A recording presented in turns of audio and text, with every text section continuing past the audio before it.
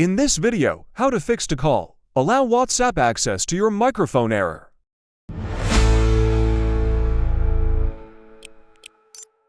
First, open WhatsApp and try to call someone. It show this message to call. Allow WhatsApp access to your microphone.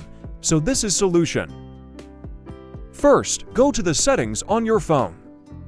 Tap on Apps or App Manager, that depending on your device.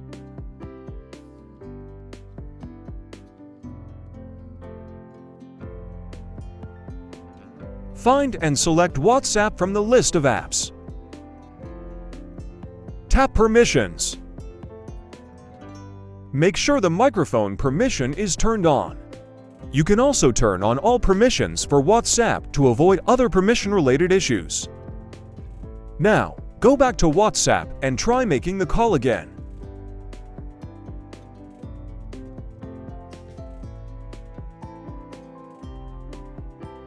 And that's it. The issue should now be fixed, and you can call without any problems. If you have any questions, drop a comment below. Don't forget to like, subscribe, and hit the bell icon for more helpful guides. Thanks for watching.